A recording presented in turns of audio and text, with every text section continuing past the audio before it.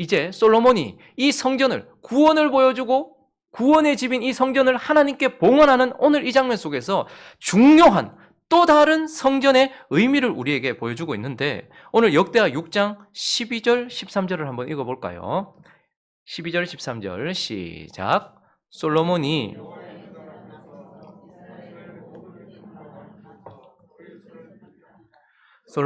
일찍이 노수로 대를 만들었으니 길이가 5규빗이요 너비가 5규빗이요 높이가 3규빗이라. 뜰 가운데에 두었더니 그가 그 위에 서서 이스라엘의 모든 회중 앞에서 무릎을 꿇고 하늘을 향하여 손을 펴고.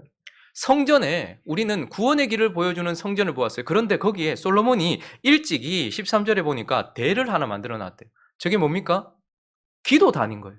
성전의 아주 생소한 모습입니다. 그리고 지금 솔로몬이 성전에서 아주 생소하게 그가 하나님을 향하여서 기도하고 있는 모습을 보면서 그 기도를 위하여 기도단을 만들어 놓았고, 그 위에서 모든 회중 앞에서 무릎을 꿇고 하나님을 향하고 손을 들어서 하나님 앞에 기도하고 있는 것을 보게 되는 것입니다. 성전에 기도단을 두면서 그가 지금 이제 하나님 앞에 이 성전을 이건 하나님 것입니다 라고 올려드리면서 그가 했던 기도의 내용이, 요약을 해보자면 먼저 21절을 한번 보겠습니다. 그가 이 성전을 올려드리면서 뭐라고 기도했는가? 시작. 주의 종과 주의 백성 이스라엘이 이곳을 향하여 기도할 때 주는 그 간구함을 들으시되 주께서 계신 곳 하늘에서 들으시고 들으사 사하여 주. 그가 지금 이 성전을 올려드리면서 이 성전의 목적, 이 성전의 의미가 뭐냐면 주의 종과 주의 백성 이스라엘이 향하여 뭐 하는 곳? 기도하는 곳. 성전이 구원을 보여주는 구원의 집이기도 한데요, 오늘 이 성전을 하나님께 드리는 이 장면 속에서 그가 지금 뭐라고 기도하는가 하니까 이곳은 특별히 하나님의 백성들이 향하여 하나님께 기도하는 집이다 라고 말씀하고 있어요. 그리고 24절도 한번 보시면요, 읽어볼까요? 시작. 만일 주의 백성 이스라엘이 주께 범죄하여 적국 앞에 패하게 되므로 주의 이름을 인정하고 주께로 돌아와 이 성전에서 주께 빌며 간구하거든. 자, 향하여 기도하는 집, 그리고 그곳에서 뭐 하는 거? 주께 빌며 간구하는 기도하는 집. 그러니 이 성전은 하나님의 이름과 하나님의 특별한 임재가 있는 하나님의 집이요, 구원과 구원자 예수와 구원받은 사람들의 구원을 보여주는 구원의 집이면서 오늘 뭐라고 말하는 거예요? 만민을 위하여 기도하는 집이다. 그래서 이사야서 56장 7절 말씀은 이렇게 얘기하고 있죠. 읽습니다. 시작. 내가 곧 그들을 나의 성산으로 인도하여 기도하는 내 집에서 그들을 기쁘게 할 것이며 그들의 번제와 희생을 나의 제단에서 기꺼이 받게 되리니 이는 내 집은 만민이 기도하는 집이라 일컬음이 되리라. 예수님께서 인용하신 말씀이죠. 이는 내 집, 하나님이 계시는 집, 그리고 구원받은 백성을 위한 구원의 집, 그리고 이 집은 만민이, 근데 원어적인 의미를 좀 더 살리면 만민을 위하여 기도하는 집이다, 이렇게 말씀하고 있는 거죠. 그러니 솔로몬은 지금 무엇을 지은 것입니까? 하나님을 향하여, 그리고 성전에서 기도하는 집으로 성전을 만들었던 것입니다. 그리고 그것을 하나님께 올려드리고 있는 것이죠. 자, 그러면 이 땅에도 기도하는 집이 많아요. 근데 뭘 기도하는 집인가? 솔로몬이 하나님께 올려드렸던 이 성전은 무엇을 기도하는 집인가? 그 첫 번째는요, 바로 하나님의 나라를 위하여 기도하는 집이다라고 말씀하고 있습니다. 자, 16절, 17절 말씀. 그가 구원의 길을 보여주는 집을 만들었고 기도하는 집으로 만들어서 하나님께 올려드리는데, 오늘 올려드리면서 16절 그가 뭘 기도하는 집이라고 말하는가? 읽습니다. 시작. 이스라엘의 하나님 여호와여, 주께서 주의 종 내 아버지 다윗에게 말씀하시기를 내 자손이 그들의 행위를 삼가서 네가 내 앞에서 행한 것 같이 내 율법대로 행하기만 하면 내게로부터 나서 이스라엘 왕위에 앉을 사람이 내 앞에서 끊어지지 아니하리라 하셨사오니 이제 다윗을 위하여 그 허락하신 말씀을 지키시옵소서. 지금 그가 붙들고 있는 것은 다윗과 하나님의 언약입니다. 그런데 하나님과 다윗의 언약은 무엇이었냐면 다윗을 통하여 그 위가 영원할 것이다. 그래서 하나님이 택하신 백성들의 나라, 다윗의 나라, 그것은 곧 다윗의 후손으로 오실 예수 그리스도와 연결되고 그 영원한 나라가 보장될 것이다 라고 하나님이 약속하셨다는 거예요. 그런데 솔로몬은 그 약속을 붙들고 17절 이렇게 말씀하고 있습니다. 시작. 그런즉 이스라엘 하나님 여호와여 원하건대 주는 주의 종 다윗에게 하신 말씀을 확실하게 하옵소서. 솔로몬은 이 성전을 하나님께 기도하는 집으로 올려드리면서 다윗의 나라, 결국 예수 그리스도의 나라가 영원하도록 하나님께서 약속하셨사오니 그 나라를 하나님께서 약속하신 대로 그 나라를 번창하게 하시며 영원하게 하시며 그 나라의 부흥을 하나님께서 허락해 주십시오라고 그가 기도하고 있고, 이 집은 그 하나님의 나라를 위해서 기도하는 집이다라고 말하는 거예요. 자, 그런데 우리가 다 물어보면요, 여러분들 하나님 나라 위해서 기도하시죠? 할렐루야. 그리고 나라를 위해서도 기도합니다.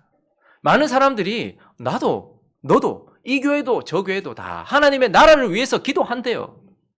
그런데 우리가 정말 바르게 기도하는가? 오늘 이 솔로몬이 기도했던 것과 같은 영적인 의미를 가지고서 하나님의 나라를 바르게 기도하는가?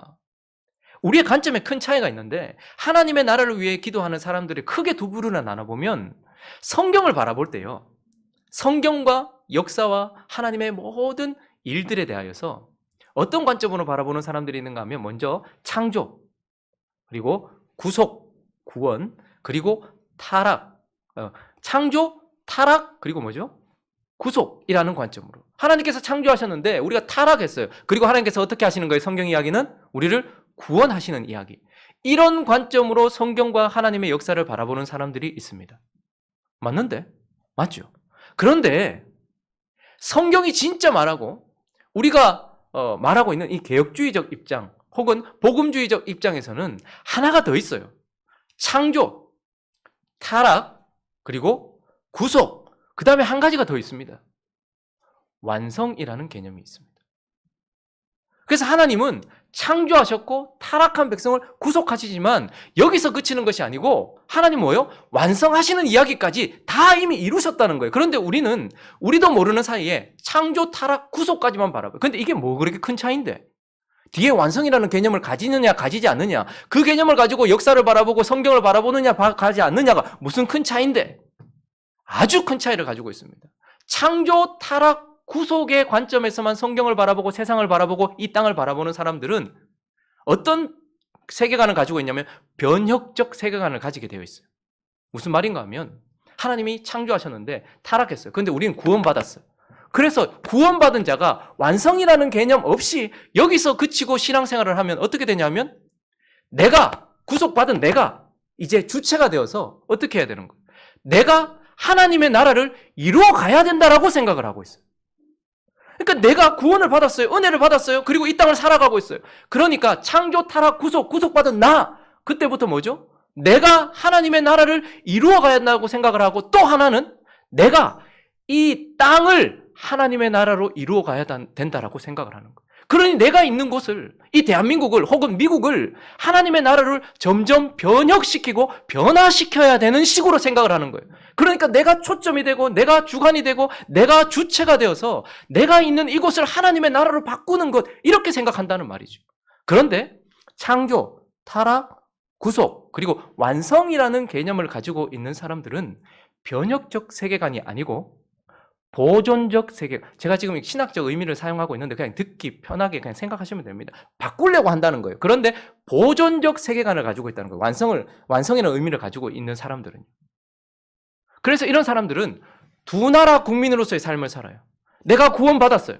그런데 이미 내게는 완성이라는 개념을 가지고 있어요. 그러니 하나님께서 나를 하나님의 나라의 백성으로 이제 삼으셨고, 그런데 우리는 여전히 뭡니까?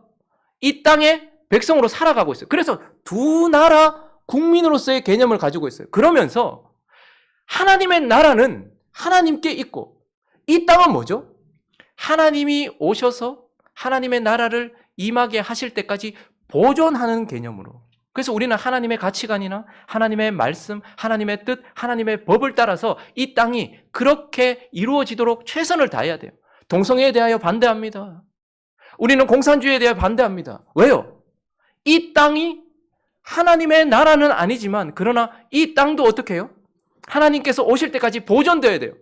그래서 이 땅을 변화시켜서 하나님의 나라로 만드는 것이 아니라 최대한 하나님의 가치관과 그분의 말씀과 그분의 뜻대로 이 땅이 흘러갈 수 있도록 우리는 그 일에 우리 자신을 드리지만, 그러나 우리는 이것을 보존하는 것이 우리의 역할이지 변혁시켜서 이 땅에 하나님의 나라를 세우는 것이 아니라는 말이에요. 그러면 뭐 하는 거예요? 이 땅에 보존되어지고 있는 이 땅에 있는 복음으로 돌아올 하나님의 백성들 혹은 죄인들의 속에 하나님의 나라를 영적으로 세우는 거예요. 우리는 대한민국을 영적인 이스라엘로 바꾸기 위하여 이 땅에 있는 것이 아닙니다. 우리가 이 땅에 있는 이유는 대한민국 속에도 아직까지 하나님의 백성으로 들어와야 될 사람들이 있고, 우리는 복음으로 그들을 찾아내고 그들 속에 뭐 하는 거예요? 영적인 하나님의 나라를 이루어 가는 것이죠. 그래서 그들 속에 하나님의 나라를 확장시키고 그들 안에 변혁을 이루는 거예요. 그러면서 뭐 하는 거예요? 주님이 오셔서 주님이 그 나라를 이루시도록 기다리며 그렇게 보존적 세계관을 가지고 살아가는 것, 이것이 바로 우리의 역할인 것입니다. 조금 쉽게 이해할 수 있도록, 예수님이 400년 동안 침묵하고 선지자들의 말씀도 없었어요. 400년 동안 침묵하고 모든 사람들이 메시아를 기다리고 있었습니다. 지금 우리가 오실 메시아를 기다리듯이 지금 그때 구약시대에 말라기 선지자를 통하여 말씀하시고 난 이후에 400년 동안 아무 일도 일어나지 않았어요. 아무 말씀도 들리지 않았어요. 그리고 모든 사람들이 메시아를 기다리고 있었어요. 그런데 그 기간 동안 창조, 타락, 구속이라는 개념을 가지고 변혁적 세계관을 가지고 있었던 대표적인 사람들이 누구였냐면 바리새인들이었습니다. 바리새인 하면 우린 다 안 좋게 보는데요. 바리새인, 하나님, 예수님께서 지적하셨던 바리새인, 외식하는 바리새인들. 그런 바리새인들을 하나님께서 꾸중하신 것이지 바리새인 자체가 나쁜 것은 아니었습니다. 바리새인이란 거룩한 자들이거든요. 그런데 그들이 주님을 기다리면서 우리가 거룩해져야지만, 내가 주체가 되어서 이 육적인 이스라엘이라는 나라가 거룩해져야지만 메시아가 임하고 하나님의 나라가 되어진다라고 생각을 했던 거예요. 그러니까 바리새인들은 끊임없이 우리가 거룩해야 된다는 거예요. 네가 바뀌어야 된다는 거예요. 그러니까 사람들에게 율법적으로 이야기하면서 바뀌어야 된다고 이야기하고 그들을 바꾸려고 이야기하고 끊임없이 율법을 들이대면서 어떻게 해요? 이 육적인 이스라엘을, 영적인 이스라엘, 마치 하나님의 나라를 바꿀 수 있는 것처럼 그렇게 바리새인들이 그렇게 자기가 주체가 되어서 이 땅을 하나님의 나라로 바꾸려고 했단 말입니다. 또 다른 부류가 누구냐면 열심당원들이었습니다. 그들은 지금 우리를 압제하고 있는 로마를 무력이나 칼이나 창으로서 몰아내고 이 땅을 다시 다윗의 찬란했던 그 나라로 바꾸어야 된다. 그게 전부 다 공통점이 뭡니까? 자기 자신들이 주체가 되어서 지금 현재 이곳을 하나님의 나라로 변혁시키고 바꾸어야 된다라고 생각을 하면서 그렇게 자기 자신을 드리며 기도했단 말입니다. 그런데 진정한 하나님의 나라의 백성들은 어떠했습니까? 시몬이라든지 안나라든지 나다나엘이라든지 이런 사람들은 오실 메시아를 기다리고 있었어요. 그 땅의 보존을 위하여서 최선을 다하고 있었지만, 그러나 무엇입니까? 예수님, 메시아가 오셔서 하나님의 나라를 이루실 것이라는 완성을 기다리고 있었다라는 것을 우리에게 말씀하고 있는 것입니다. 자, 그러니 무엇입니까?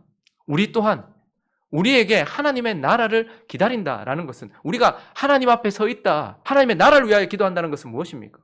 대한민국의 민주주의를 지키고 대한민국에 공산주의가 들어오지 못하고 대한민국에 인본주의가 들어오지 못하게 하는 것, 이거 우리가 보존적으로 계속 해야 될 일이에요. 그러나 그렇다 해서 대한민국이 하나님의 나라는 아닌 것입니다.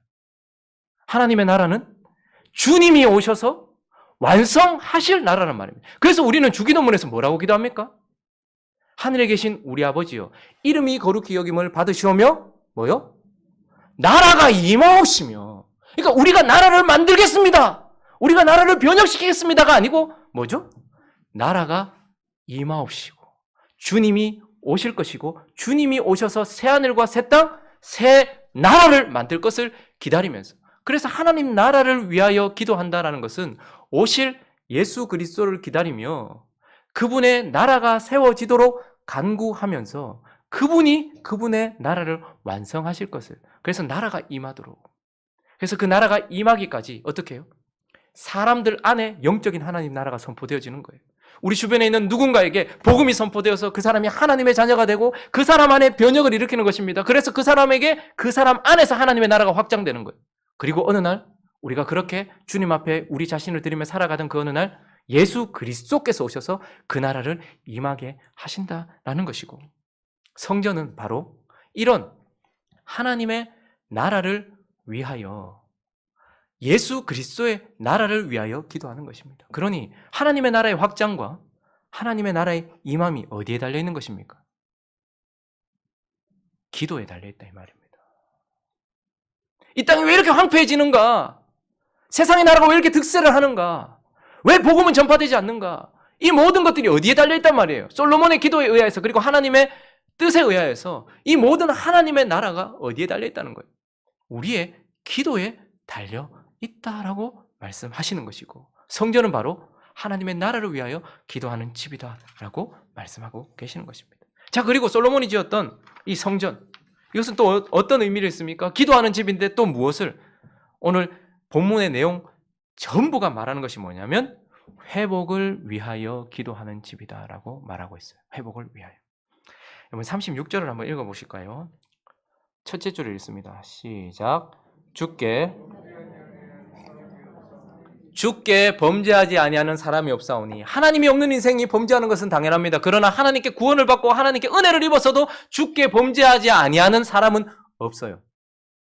자, 그렇기 때문에 우리 인생 가운데는 하나님의 징계가 있고 우리 인생 가운데는 고통이 있고 재난이 있어요. 자, 그럴 때에 성전은 무엇인가? 이때에 여러 가지 각자에 맞는 상황들이 펼쳐질 때에 그때마다 뭐 하는 것인가? 오늘 24절부터 보시면요, 여러 상황들이 펼쳐지고 있죠. 24절을 볼까요? 만일 주의 백성 이스라엘이 주께 범죄하여 어떤 상황입니까? 둘째 줄에 보니까 적국 앞에 패하게 되므로. 자, 적국이 먼저가 아니고 이스라엘의 범죄가 먼저입니다. 범죄 때문에 적국이 내 앞에 왔고 적국과 싸웠는데 내가 졌어요. 여러분, 이건 그냥 단순한 게 아니잖아요. 요즘은 경제전쟁이죠. 패해 보십시오. 나라 망합니다. 그러니까 적국 앞에 패하게 되었던 상황이 펼쳐지거나 죄 때문에. 26절을 또 볼까요? 또 주께 범죄했어요. 그런데 어떤 일이 현상적으로는 무엇이 나타났습니까? 하늘이 닫히고 비가 내리지 않는 주의 벌을 받을 때. 여러분, 지금 우리는 농사 지을 때 물 땡겨오면 되고 하지만 하늘이 닫힌다는 것은 무엇입니까? 모든 우리에게 오던 축복들이 끊어진다는 말인 거예요. 그냥 단순히 우린 비 하나도 살잖아요. 그런 의미가 아닌 거예요. 우리에게 주어지던 월급이 끊어지고 우리에게 주어지던 건강이 끊어지고 하늘이 닫혔다는 것은 우리에게 주어지던 피로들, 그 모든 것들이 다 끊어졌다 이 말입니다. 그래서 하늘이 닫혀서 비가 내리지 않는 가뭄의 상황, 축복의 상황이 다 끊어진 상황. 그리고 28절을 또 보니까요, 그 범죄함 때문에 이제는 또 어떤 일이 있습니까? 기근, 전염병, 곡식이 시들거나 깐뿌기가 나거나 메뚜기나 황충이 나거나 적국이 와서 성읍을 에워싸는, 이거는 우리가 통제할 수 없는 재난을 말하는 것입니다. 그런 재난의 상황, 하나님의 백성이라도 죄를 지을 수 있고 죄를 지으면 하나님은 반드시 우리에게 이러한 상황들을 주신다는 것이죠. 그리고 34절을 보시면요, 주의 백성이 적국과 더불어 싸우고자 하여 주께서 보내시는 길로. 지금도 계속 우리 전쟁이잖아요. 일본과 전쟁, 무역 전쟁이기도 하고 또 문화 전쟁이기도 하고, 옆에는 중국, 미국, 끊임없이 우리가 전쟁 가운데 있지만 총칼만 안 들었다 뿐이지 지금도 계속 전쟁 중에 있고 우리가 더불어 싸우려고 나가려고 하는 순간 계속해서 우리를 괴롭히고 힘들게 하는, 끊임없이 이런 일들이 일어나는데 그런 상황. 그리고 또 36절요. 최악의 상황인데요. 그들이 주께 범죄함으로 주께서 그들에게 진노하셔 그들을 적국에게 졌어요. 그런데 넘겨서 적국이 그들을 사로잡아 땅의 원근을 막론하고 끌고 가버려요. 나라 망하고 그 다음에 포로로 잡혀가는 이런 상황들이 펼쳐질 때에, 그때에 뭐 하는 집인 거예요? 이런 상황들 속에서 회복을 위하여 기도하는 유일한 장소. 그래서 24절에 보시면요, 회복이 어디에 달려있는가 하면 적국 앞에 패했습니다. 자, 그런데 이때 어떻게 합니까? 셋째 줄 있습니다. 시작. 주께로 돌아와서 이 성전에서 주께 빌며 간구하거늘. 무엇에 달려있는 것입니까? 회복이? 성전에서 혹은 성전을 향해 주께 빌며 간구하는 기도에 회복이 달려있다라고 말씀하고 있습니다. 26절의 상황 속에서도요, 하늘이 닫혔습니다. 비가 내리지 않는 벌을 받고 있습니다. 그런데 이곳을 향하여 뭐 하면서? 빌며. 그렇게 할 때에 27절은 뭐라고 말합니까? 주께서 하늘에서 들으시고, 하나님은 여전히 하늘에 계십니다. 그런데 성전을 향하여 기도할 때는 하늘에서 하나님이 들으시고 해결해 주신다, 회복해 주신다라고 말씀하고 있습니다. 29절도 보시면요. 한 사람이나 혹 주의 온 백성 이스라엘이 다 각각 자기의 마음의 재앙과 고통을 깨닫고 이 성전을 향하여 손을 펴고 무슨 기도나 무슨 간구를 하거든, 조건형인 거예요. 성전을 향해 성전에서 기도하면 30절에 뭐가 일어납니까? 주는 계신 곳 하늘에서 들으시며 사유하시되. 회복이 어디에 달려있다고 끊임없이 말하고 있습니까? 기도에 달려있다. 34절도요. 34절 끝에도 보니까 주께 내가 주의 이름을 향하여 건축한 성전 있는 쪽을 향하여 뭐 할 때? 주께 기도하거든. 35절요. 주는 하늘에서 그들의 기도와 간구를 들으시고 그들의 일을 돌보시옵소서. 마지막 상황도요. 37절 가장 힘든 상황이죠. 37절 보시면 그들이 사로잡혀간 땅에서 스스로 깨닫고 그들을 사로잡은 자들의 땅에서 돌이켜 뭐 하거든? 주께 간구하기를. 38절도요. 마지막 보니까 건축한 성전 있는 쪽을 향하여 기도하거든. 39절이 이어지는 것입니다. 주는 계신 곳 하늘에서 그들의 기도와 간구를 들으시고. 재난과 고통과 아픔과 최악의 상황과 그리고 하나님의 들으심과 회복 사이에 뭐가 있는 것입니까? 기도가 있는 것입니다. 그러니 성전은 이 하나님의 징벌과 재앙 속에서 회복시킬 수 있는 유일한 수단이 일어날 수 있는 곳이다 라고 말씀하는 거예요. 많은 사람들이요, 주께 돌아오면 주님께서 다 해주시는 줄 알아요. 24절도 한번 보십시오. 만일 주의 백성 이스라엘이 주께 범죄하여 적국 앞에서 패하게 되므로, 자, 패했어요. 사람이 고통을 많이 받으면요 깨닫게 됩니다. 그래서 주의 이름을 인정하고 주께 돌아와요. 자, 그런데 뭐에 달려 있습니까? 내가 주께 돌아왔다고 해서 자동적으로 회복되는 게 아닙니다. 주의 이름을 인정했어요. 주께 돌아왔어요. 그렇지만 뭐 해야 되는 거예요? 기도에 달려 있는 거예요. 주께 비는 간구에 달려 있는 거예요. 우리는 아주 교만해서 나 이제 그런 짓 안 합니다. 나 하나님께 돌아왔습니다.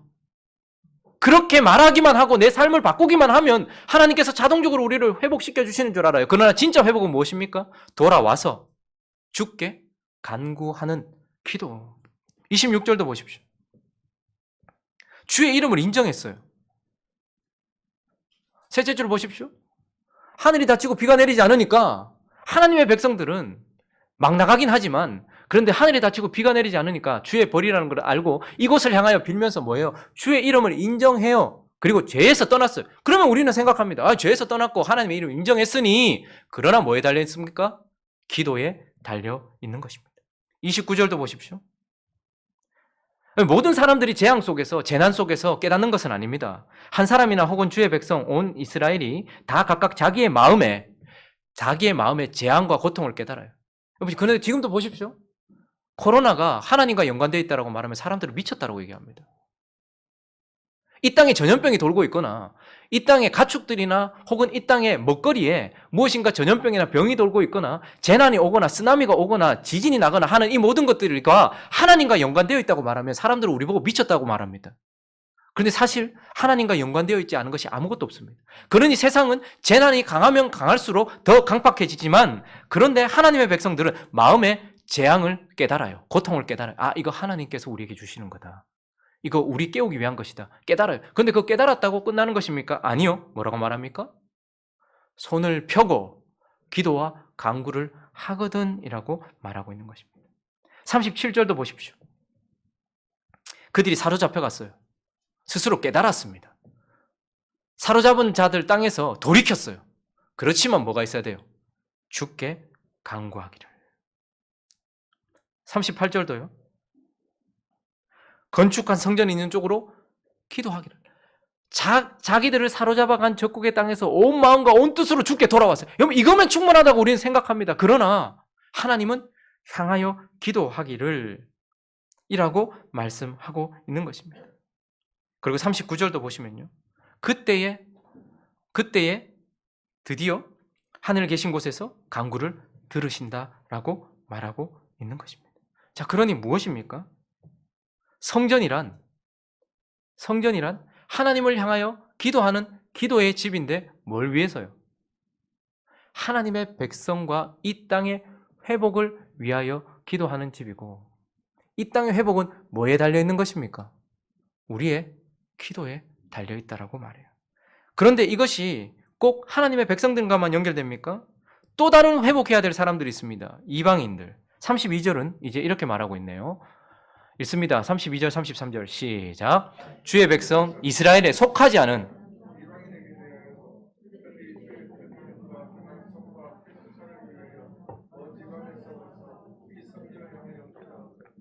주는 계신 곳 하늘에서 들으시고 모든 이방인이 주께 부르짖는 대로 이루사 땅의 만민이 주의 이름을 알고 주의 백성 이스라엘처럼 경외하게 하시오며 또 내가 건축한 이 성을 주의 이름으로 일컫는 줄을 알게 하옵소서.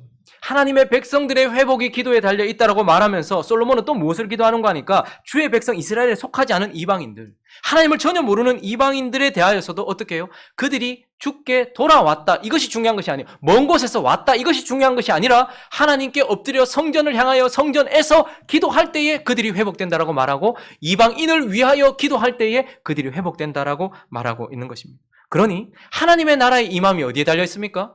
성전을 향해 성전에서 하는 기도에 달려 있습니다. 그리고 하나님 백성들의 회복과 이방인들이 주께로 돌아오는 회복이 또한 어디에 달려 있습니까? 성전을 향해 성전에서 하는 기도에 달려 있다라고 말하면서, 솔로몬이 지은 성전은 결국 이 모든 것들을 위하여서 지어진 만민을 위하여 기도하는 집이다, 이렇게 말씀하고 있는 것입니다.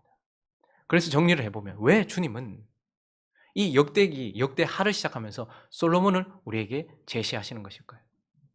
솔로몬이 다윗의 도움과, 그러니까 다윗이 준비한 모든 것들과, 그리고 다윗의 이름 때문에 주는 도움인 후람이라는 사람의 도움 속에서 예루살렘, 그리고 어디죠?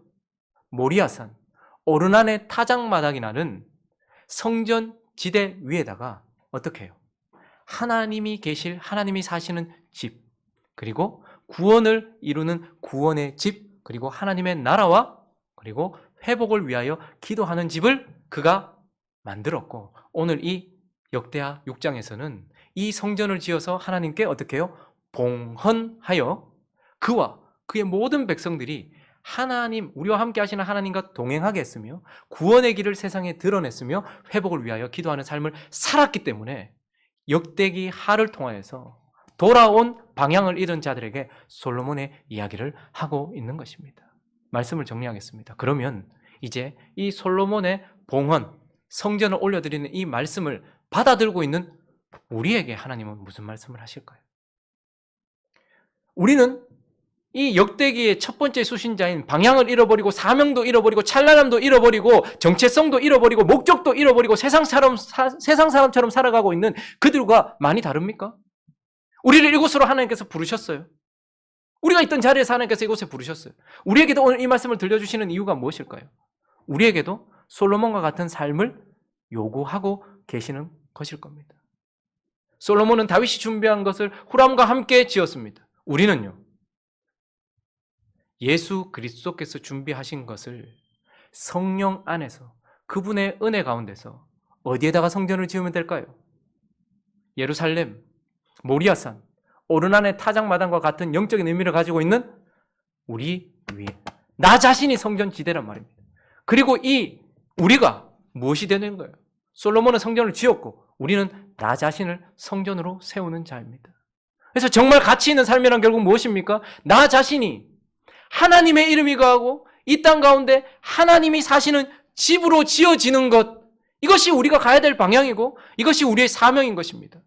또 하나, 나를 통하여 구원의 길과 구원자 예수 그리스도와 구원받은 자들의 삶이 나를 통해서 드러나는 구원의 집으로 지어지는 것, 그리고 하나님의 나라가 임하도록, 그리고 회복이 임하도록 기도하는 기도의 집으로 내가 지어져서 이런 나 자신을 하나님께 올려드리는 것, 이것이 하나님이 우리에게 원하시는 삶이며 우리가 찾아야 될 방향이며 목적이다라고 우리에게 말씀하고 계시는 것입니다.